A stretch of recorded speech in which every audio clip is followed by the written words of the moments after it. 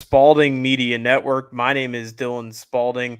Hope everyone is having a great day today. If you're just joining us, we are live here on the Spaulding Media Network on YouTube and on Twitter for the inaugural night of shows. It is going to be every Monday. We will have shows for the Fuji's Phil, for the Flow Show, for getting a grip, get a grip, my personal two shows, and this man's show that we'll be having to kick off festivities tonight here at 8 o'clock p.m. Eastern Time.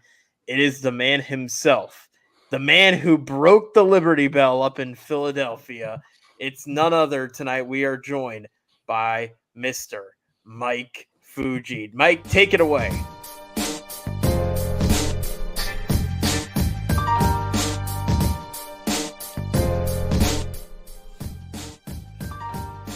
Oh yeah, everybody, welcome to Fuji's Phil on the Spaulding Media Network. Welcome tonight.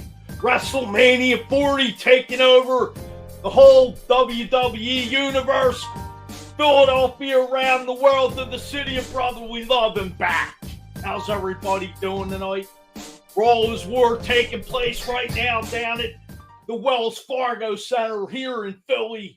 Everybody, thanks for tuning in. Thanks for the debut tonight on the Spaulding Media Network again.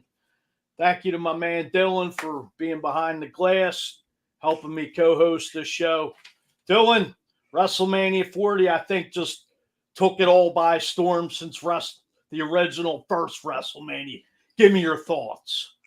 Yeah, WrestleMania, man. What a fun weekend. Obviously, WrestleMania 40, big weekend, obviously a monumental weekend in terms of it being the 40th year that WrestleMania is in existence, and what an incredible weekend. Two great nights. And Fuji, you're up there in the thick of things up there in Philadelphia. What was the atmosphere like up in Philly this week leading up to WrestleMania weekend?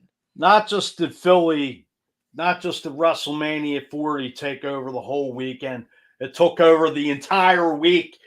Citizens Bank Park, Wells Fargo, between SmackDown and Raw going on right now that just kicked off. The Pennsylvania Convention Center, a couple other spots, meet and greets, Missy Hyatt, DDP, just an Arn Anderson, just to name a few. And, congratulations to the American Nightmare, Cody Rhodes, for winning the title. I was kind of hoping the tribal chief would have taken it, but as my hat goes off to Cody Rhodes and the American Dream, Dusty Rhodes' son. God bless him. Yes, I'm an old school throwback, folks. So if you have any comments, fire away. We can dive into those old WrestleMania from Hogan slamming the Giant in WrestleMania 3 and so on. Yeah, that's the one thing. Also, we are live here on YouTube and Twitter, so please comment in if you have anything to ask to either me or Mike Fuji, the host of Fuji's Phil. And Fuji, it was a very fun weekend. I want to ask you. We'll get things started with talking more about WrestleMania here. And night one was a great showing, but I think night two really showed out. But for you personally, what was your favorite night for WrestleMania this weekend? I mean, both nights were, amazing. You had some title changes. The women's, Brandy beating Io Sky. Bailey beating Io Sky. Yep. Yeah, Io Sky, and just that match last night with Cody Rhodes and Roman. And Roman. I mean, the storylines, The Undertaker coming in, John Cena showing up, just, a little old school mix with the, as you said, as we spoke earlier today, it was basically the changing of the guard. I mean, Cody Rhodes calling Triple H to the ring, and, it's like you said, it's, Roman Reigns is like the modern day Hulk Hogan for your generation and younger. So. Absolutely. I mean, you look at the way they presented it at the end, and they had everybody come out and kind of support for Cody. I mean, it just felt different. It felt like nothing I've ever seen in terms of my years watching wrestling. And obviously, I'm only 21. Fuji, you're a little bit older than I am. Not to throw that out there, but I mean, no, it just felt different. The aura of that ending, the way they presented the title to him, the way they kind of emotionally embraced him at the end was just felt different. It felt like the changing of the guard, and it felt like tonight is going to be the start of the new era as Raw just is 5 minutes underway into the show. They announced that the first hour of tonight's show is also going to be commercial free, and Raw Mm. Mania food. We know how crazy this can be. We saw in New Jersey a few years ago. It was one of the most wildest scenes. You think Philly might top that? I mean, we know how crazy Philly fans are for their wrestling. So you think it's going to get topped? Well, I just turned 52 a week ago, and I started watching wrestling probably 7, 8 years old, and just flipping through the dinosaur channels. The old, you wouldn't remember this, or some of the folks, it was UHF. The first wrestling here in Philly was WWF, not this WWE stuff, because it still is to me the World Wrestling Federation. The Wildlife, no respect, the Wildlife Federation, they can have their WWF, but to me, you know, World World Wrestling Federation's where it all started 40 years ago with WrestleMania. It was, actually WrestleMania was the first one was on my birthday, so that's pretty memorable. Hulk Hogan, Mr. T, against Rowdy Roddy Piper, Mr. Wonderful, Paul Orndorff with Cowboy Bob Orton, Ace Orton with the cast on. Back then, it was a big extravaganza. Madison Square Garden, Liberace, Muhammad Ali, Cyndi Lauper, Captain Lou Albano, just to name a few. I remember it was on closed circuit TV at the Philadelphia Spectrum, and that's how they did it back then. Like you basically we didn't have cable back then. You basically had to go to an arena to see it. Not like today where you had pay per view, but just to talk about the history of wrestling, it Hulk Hogan, started out in the AWA under Vern Gagne, and then being in Rocky 3 as Thunderlips. And I think Hulk Hogan probably just envisioned that. Bob Backlund, the WWF champion at the time, was, he was, it was a champ, was more of a, a wrestling personality. He really didn't have the glitz and glamour of Hulkamania when that took over.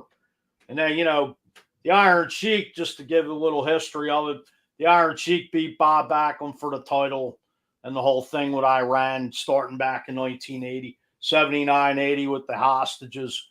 McMahon seen something in Hulk Hogan after, I guess, Rocky 3 with Eye of the Tiger. Brought Hulk Hogan in. Hulk Hogan winning the belt 40 years this year. No, I'm sorry, 80. Yeah, it was 40 years in January or February that he beat the Iron Sheik in Madison Square Garden. And, basically that set the tone for, wrestling to be on the map as far as mainstream. Hulk Hogan just took wrestling, which it wasn't, it was nothing like it was before Hogan. Hogan took it into orbit and back. It was just amazing, being 10, 11 years old, watching Hulk Hogan beat the Iron Sheik. Just was a big Hogan fan for about 2 years, but after a while, I know you got all the Hulkamaniacs saying their prayers, eating their vitamins, and all that good stuff. It just kind of got old with the leg drop, and then Hogan being beat on and coming up and doing all this, to get the crowd fired up, and him pointing at his opposition, whatever. It was, from there, WrestleMania took off a year from there, and the rest is history. And now, and I was gonna say post Hogan, you had Rock and Stone Cold basically after that, and then following that, yeah, John Cena kind of took over, and then now you got Roman. So But it's kind of, there's always been that top dog in the sport. let me back up a little, because WrestleMania wasn't actually the first big pay-per-view card. It was actually Starrcade '83 by the end National Wrestling Alliance. Yep. Yeah. Because they had, I forget who Ric Flair fought, but there's an old tape. There was an old VHS tape. I doubt it's on DVD, but it was called Lords of the Ring. It's probably on Peacock now with WWE. It was a compilation of different matches. It's before Rowdy Roddy Piper came to the WWF. He fought Greg Valentine, in which is no longer around. It's called a dog collar match. They had the chokers on the neck. They went at it. I forget how long the chain was. Rowdy Roddy Piper, if you ever see him in an interview, why he's deaf. He went deaf from Greg Valentine pounding the choke, the metal on his ear, and made him go deaf in one ear. So that's actually a match on there. It could be on YouTube, I'm not sure, but it actually has the Andy Kaufman, Jerry Lawler in Memphis when Andy Kaufman wanted to wrestle a woman. And I think it started on David Letterman, but Jerry Lawler was on there with Andy Kaufman one night on David Letterman and slapped him.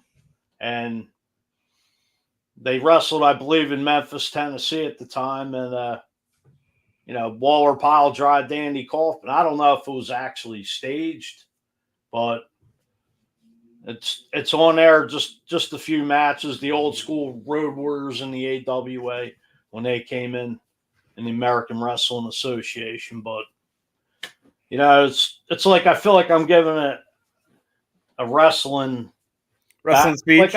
Like I said, Starrcade '83 was really the first big extravaganza before WrestleMania. But Vince McMahon took over after, I believe his dad didn't pass away, but he envisioned basically, he went into different territories and we're trying to buy up the talent. I mean, actually, if you go on Vice, they have something called Dark Side of the Ring, which they did.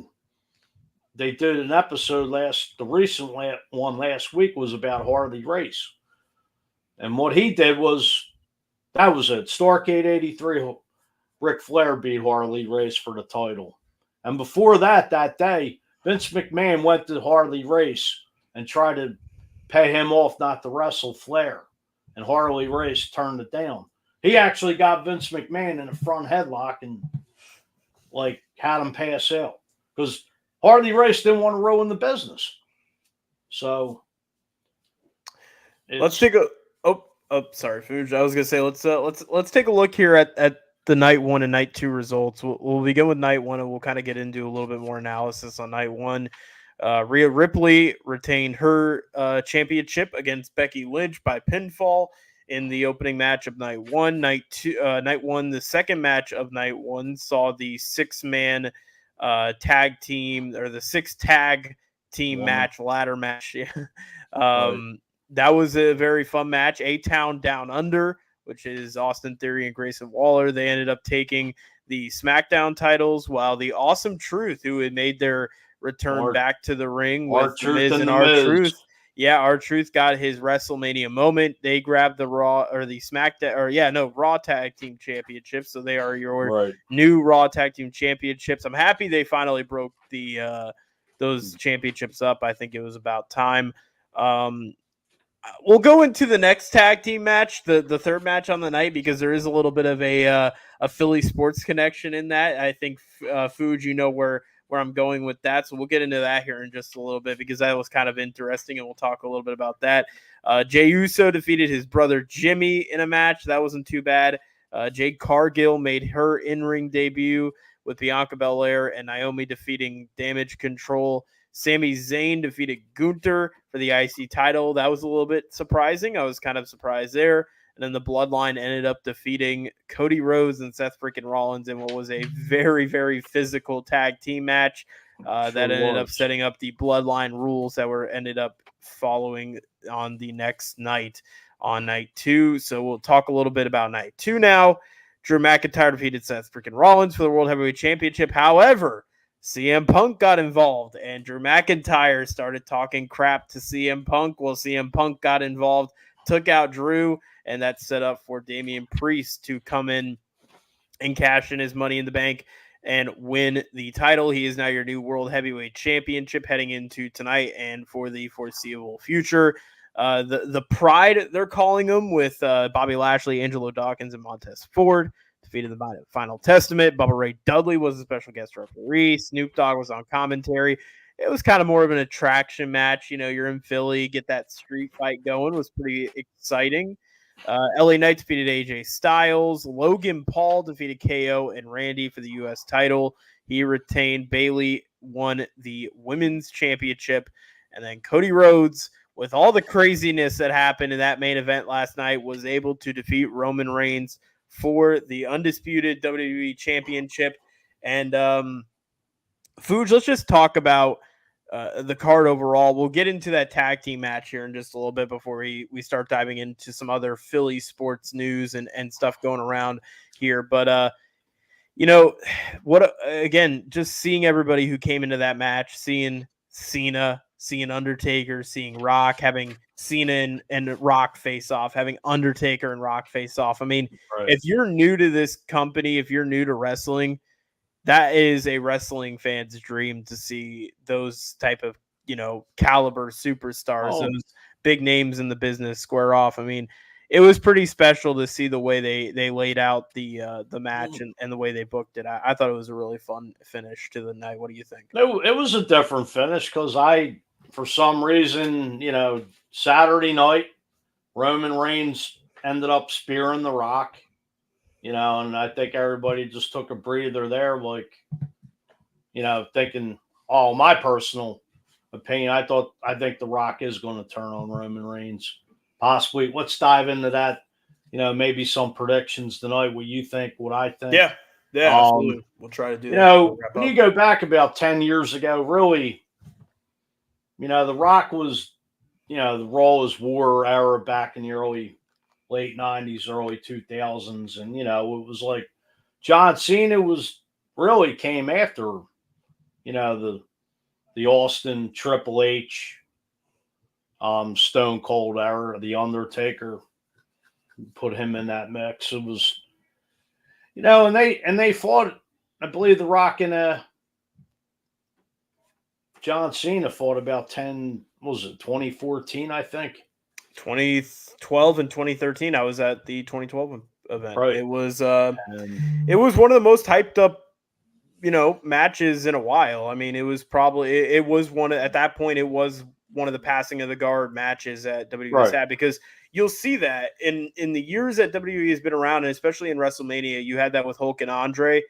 Andre was starting to deteriorate in health, and that was kind of when Hulk started becoming super popular. You saw that with kind of Hulk and Rock in like the early 2000s.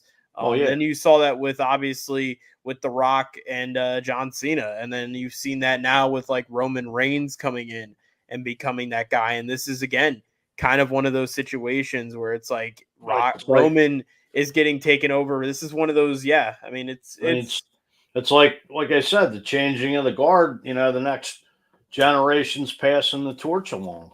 Absolutely. And it's weird to say because Cody Rhodes has been around since 2009. So the guy's not, he was in the thick of things, but at that point he was still establishing himself in WWE. So this is more of a different Cody Rhodes. This is a new age Cody Rhodes. Right. I mean, but then you go, you really go back besides WWE where, when Vince McMahon bought ECW, he bought WCW, and under they took over the NWO, came to WWF, that, when Hogan fought The Rock, and then Stone Cold against Scott Hall and that whole bit. And just, Raw was created, SmackDown was created during the Raw is War era. And, it's going to be interesting to see what happens tonight. Is the Rock going to stick around now, or I mean, is he going to go up against Cody Rhodes? I mean, are they going to start that I feud? don't see it. From what I've been hearing, Rock is supposed to be going back to doing Hollywood stuff back in, I think, May. So I assume he's probably going to be busy. I think he's filming a movie or something, and that's running till about August. So I'm assuming Rock will probably be out of the picture. He might do something tonight. Maybe Austin will just come out and do something. Somebody had posted. I thought this was kind of interesting. Maybe Austin will stun Roman or Rock, and that will kind of put him off TV for a few months. So, I mean, there's so many things. Raw after Mania is such a weird time because you just can never know. Like, you just never know what's going to happen. So tonight's going to be a very interesting show. According to what Triple H was talking about on his press conference, what's his name's still not gone from WWE officially. Brock Lesnar. Yeah, I don't see Brock coming back. Although they did name drop him a few nights ago at the Hall of Fame with Paul Heyman, right. But that was a little bit different. Paul Heyman was getting inducted, and that was one of the guys who was instrumental in his career. So you have to kind of name drop him. Right. Paul Heyman can do whatever the hell he wants. So let's talk about the one match I kind of left off, and that was the Dominic Mysterio and Santos Escobar match versus Rey Mysterio and Andrade. And this is kind of interesting, Fuji, because there was some involvement from two very massive luchadors, Jason Kelsey and Lane Johnson, helped out Rey Mysterio. Let's rephrase that. Let's rephrase that. Okay. Back in the day, there were two masked guys that came in NWA. Magnum TA, Terry Allen, and one, the American Dream, Dusty Rhodes. Now, to me, this was the new version of the Risky Business Boys. And when I saw the masks, I knew one, with the beard, it definitely had to be Kelsey. And the other one had to be Lane, because Lane Johnson has been talking to the WWE for the last couple of years about being a wrestler. And The Miz, there were rumors a couple of weeks ago of Kelsey showing up, and The Miz actually offered to train him. So the Risky Business Boys Part 2 showed up and helped out Rey Mysterio. I thought it was cool. I was very happy they had him interfere in the match. I mean, it was entertaining. I think for the Philly fans, I think they probably thought it was pretty cool. And obviously, we know how big the Philly fans are with their birds, and obviously with you, my man, you're wearing your Eagles hat tonight, and you got your Eagles background set up there. So yeah, it was cool. I thought it was WWE usually always does this. They always get a big time celebrity somehow getting involved, and I just knew that they were going to do that. This year it ended up being the two Eagles players. Last year was like Snoop Dogg. Snoop Dogg got involved with a lot. Bad Bunny did also as well. Pat McAfee has done a lot of stuff as well. And that's the thing, man, is like WWE now and the way wrestling is, like, I think as long as you're an athlete, if you can pick up the business, like, you can easily get into wrestling. I mean, like, I shouldn't say easily. It's a tough business to get into, but like, it's more achievable if you're a guy coming from the outside than it was maybe years ago when you had like just Kurt Angle and a few other guys who were just kind of really being those rare people.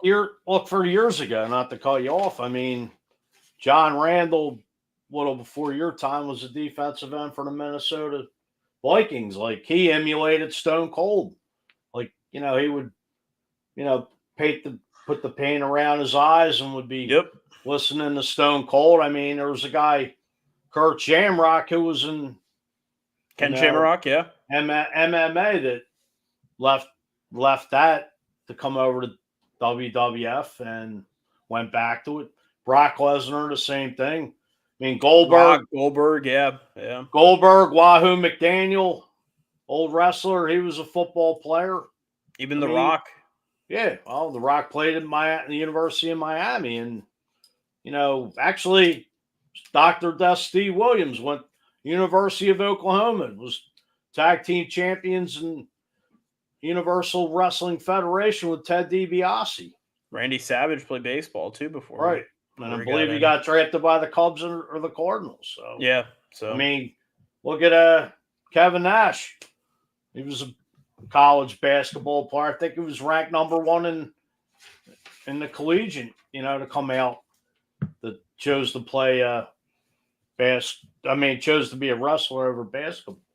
So, you do have a lot of new and old school wrestlers that have some, athletic background in other sports. So, there's been a history of it still to this day.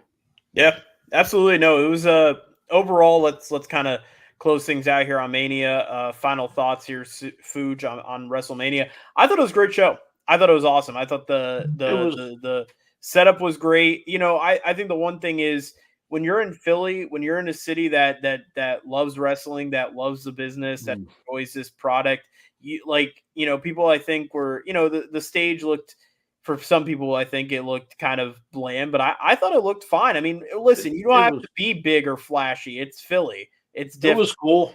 I thought it was a great stage. I think from a lot of people taking pictures on, post them on Twitter and Facebook. The only thing I really didn't like, I guess, because of the rain, they had the overhang or the canopy, whatever you want to call it. Yep. They've had that for a while. It's always sitting over. When I was there. Yeah, but it was cool having it 2 days in a row.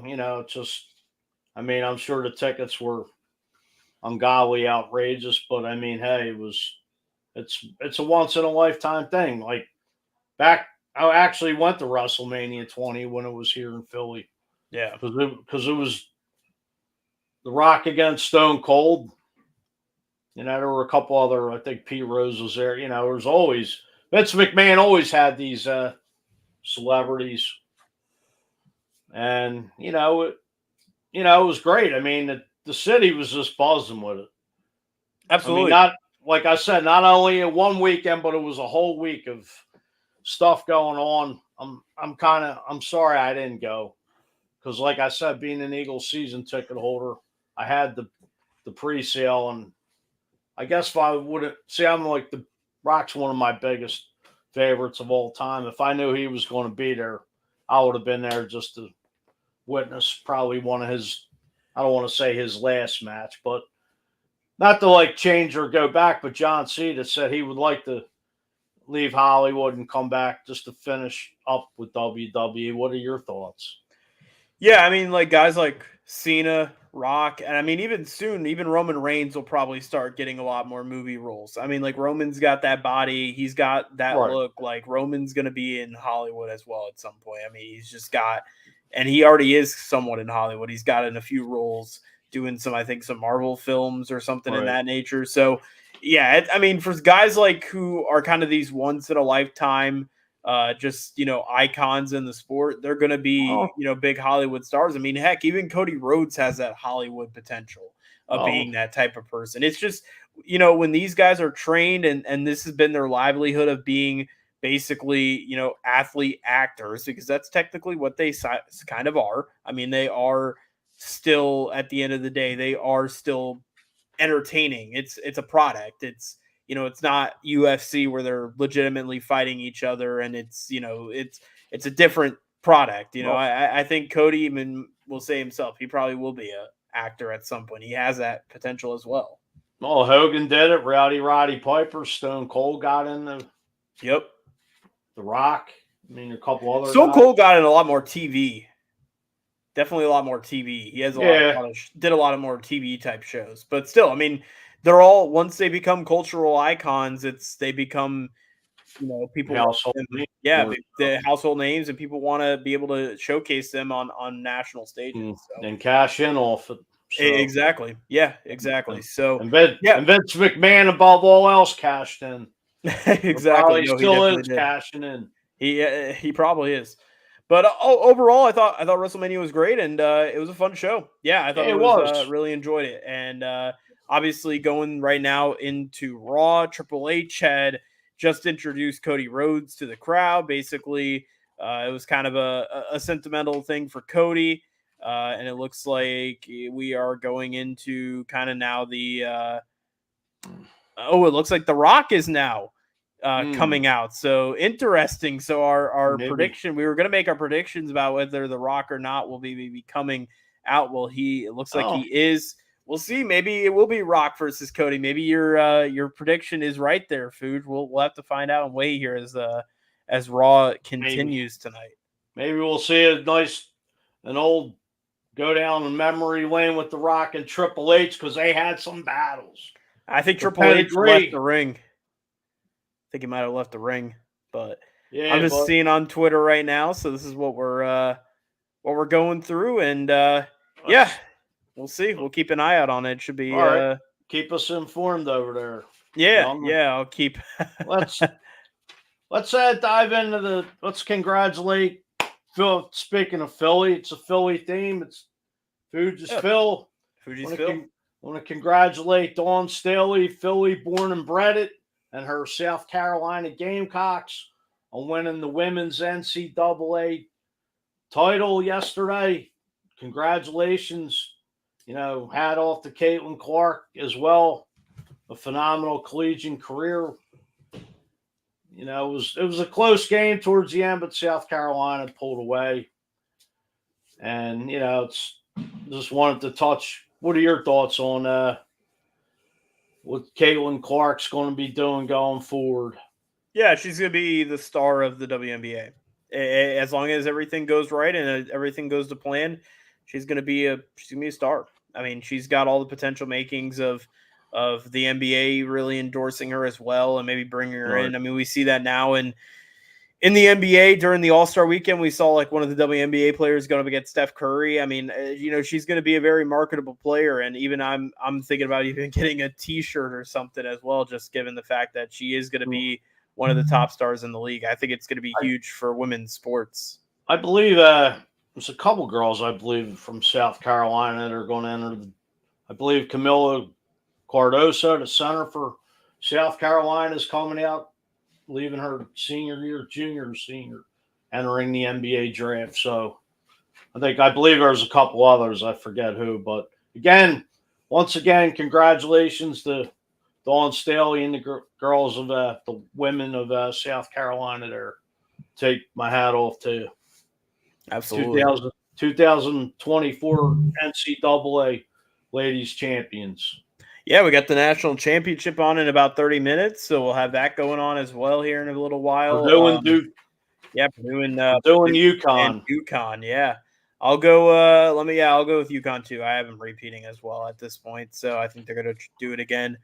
Let's talk a little bit about the Phillies, Fuge. Let's talk some Phillies baseball. Before we touch on that, I'd like to see Purdue, but I just think UConn's too much of a powerhouse. Yep, I agree. Let's talk some Phillies baseball, Fuge. Kind of an interesting week last week. The Phillies just finished out a series with the Washington Nationals this weekend, and then now they're starting a series against the St. Louis Cardinals up over in the Midwest.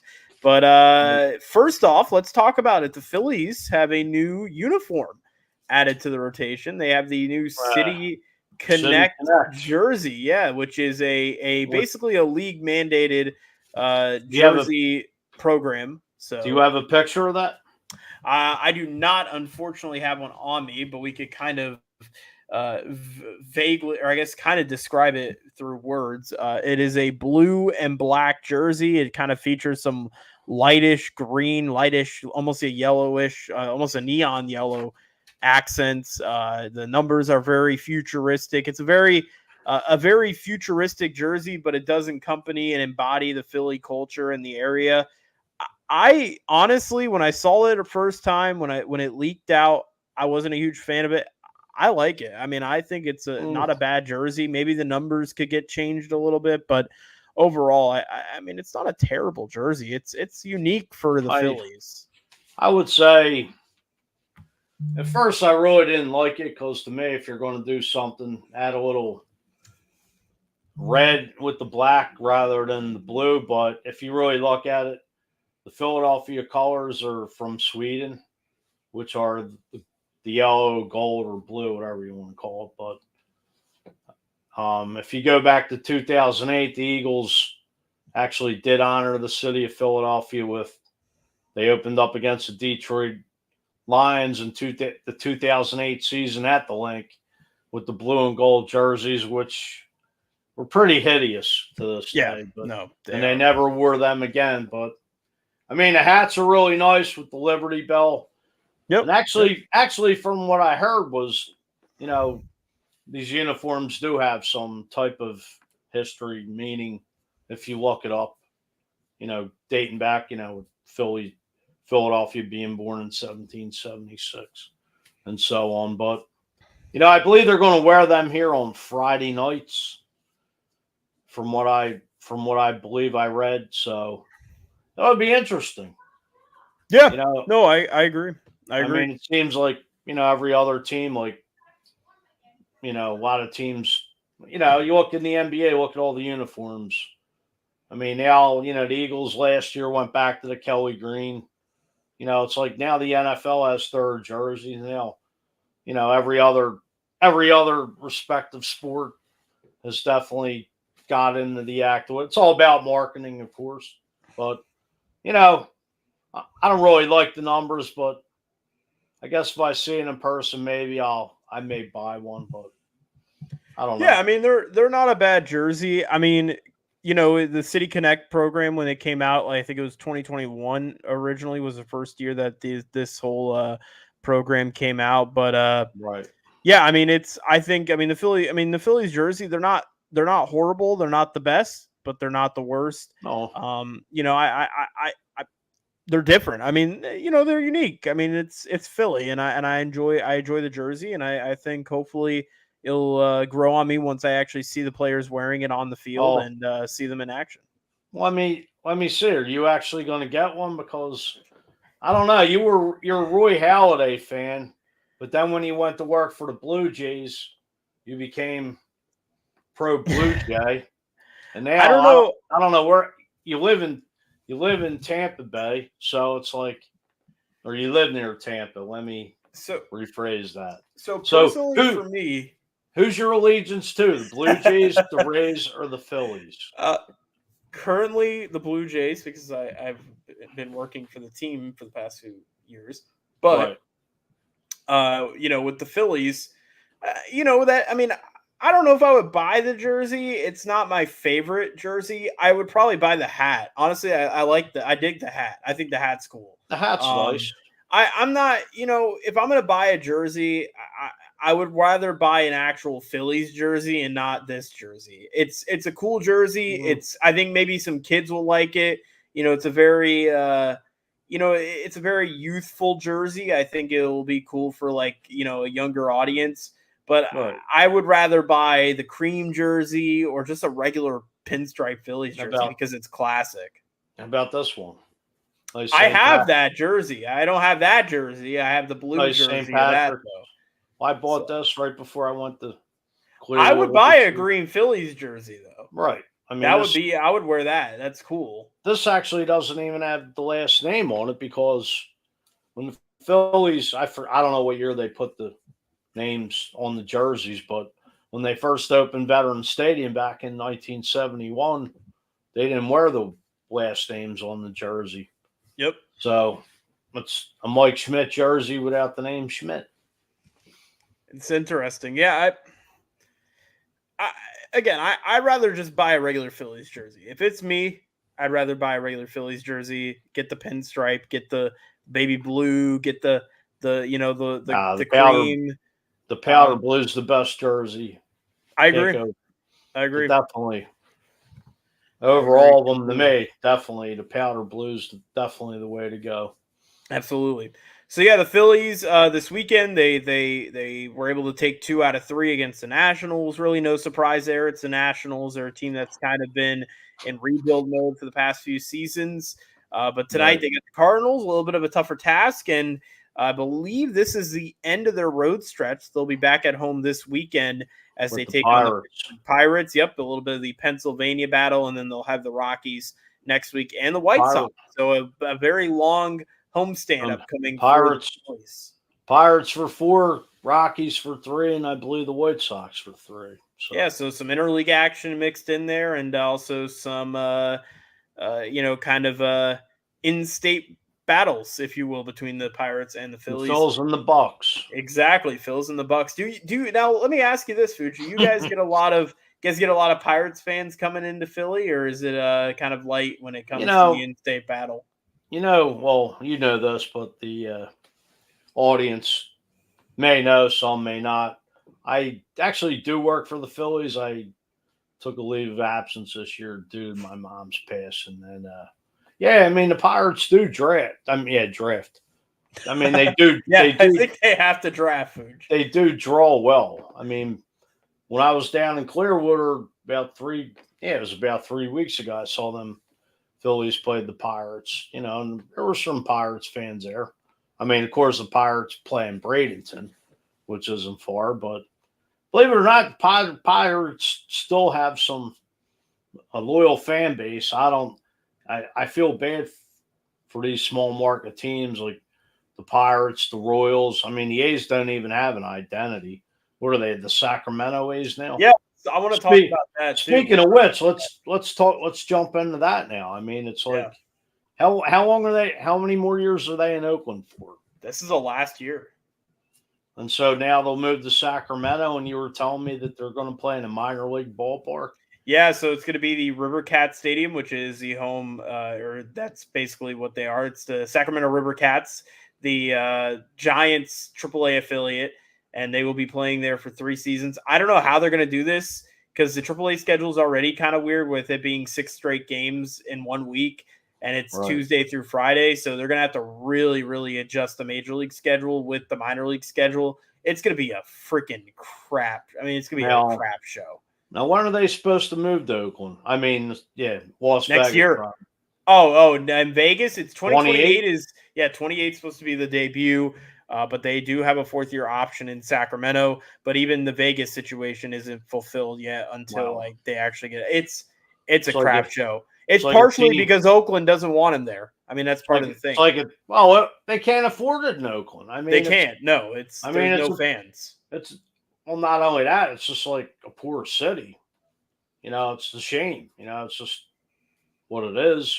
They've drove out all 3 of their. Why do you think the Raiders left?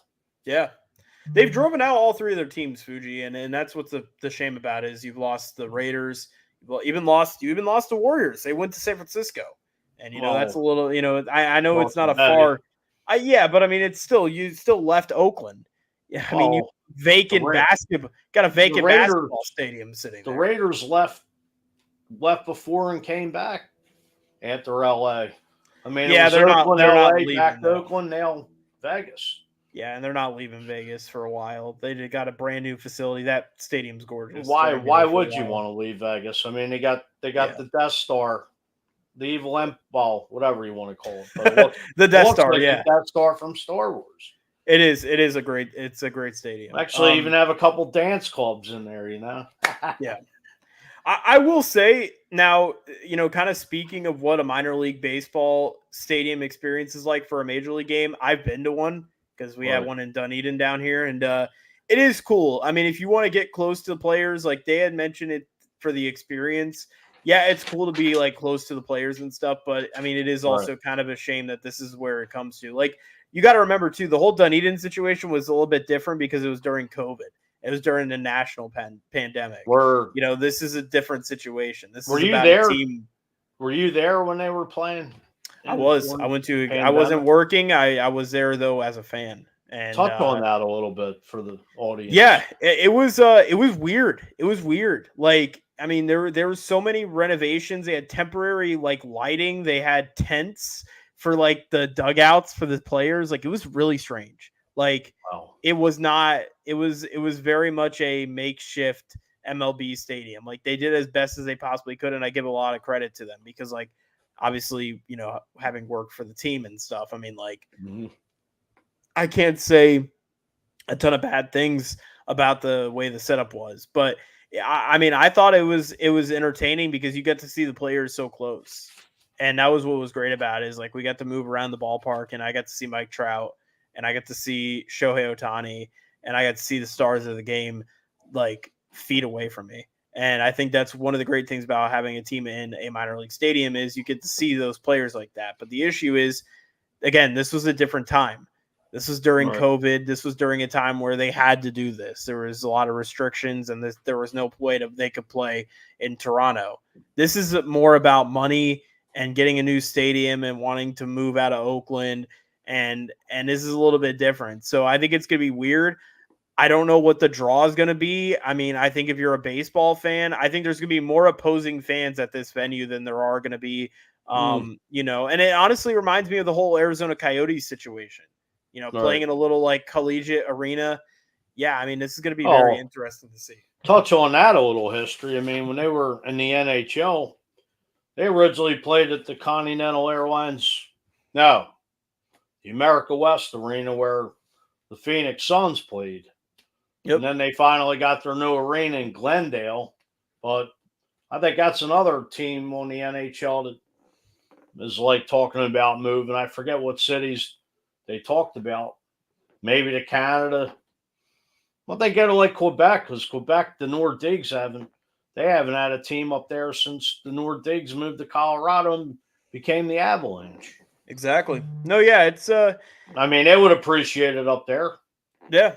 No, I mean, even in for baseball, you have the Montreal Expos. Like, you can move them. Oh, yeah. You get a team. I mean, there's a lot of cities that deserve teams that don't have one, and it's a shame. Dave Dombrowski, before he was hired by the Phillies a couple of years ago, was trying to get up a franchise in Nashville, I believe. And there's still pushes for that. And it's going to happen. I mean, expansion has to happen in baseball, and it's just a matter of time. So we'll see. Right. Yeah, we'll see. So with that being said, I think we kind of touched on everything here on tonight's show. We talked a lot about WrestleMania. It was obviously a big weekend up in Philly for WrestleMania, so I think we had to really discuss about that. Touched a little bit on the Phillies, the New Jerseys, touched a little bit about some of their series upcoming and the team, and then talked a little bit about the Oakland A's situation. Right. So Fuji, let's wrap things up, my man. What are your final thoughts and first show under the belt? It was a great show, great having you on, as a producer / co-host, the man behind the mic and behind the scenes there. And, yep. We want to welcome everybody to not just Fuji's Phil, but to the Spaulding Media Network that we're kicking off. Just get very fun. It's joy, Fuji. Say again? I said tears of joy. Well, of course. You got to be laughing like the Joker, but we're going to be doing this on YouTube, Twitter, eventually Facebook down the road. Anyway, everybody tune in. Going to start having some guests, hopefully, maybe next week. There's a couple things in the works, but I want to thank not only Dylan for bringing me on, getting this network up and running. We're just building from the ground up, but you can reach me at Philly Balboa number 1 on Twitter. Also, Dylan, where can we reach you at? Yeah, follow me on Mic'd Up D-Spa. That's where my Twitter page is, as we are also streaming here on my live on Twitter and also streaming on the SMN Twitter page as well. So we're all over the place. We're on 2 Twitters and on YouTube. So yeah, definitely check us out, guys. Again, thank you so much to Mr. Mike Fuji. Again, the man that broke the Liberty Bell himself. He put the crack right in the middle of the Liberty Bell. Mike, thanks so much for joining us. We will see you next time here on the Fuji's Phil on the Spaulding Media Network. Thank you and have a good week, and God bless.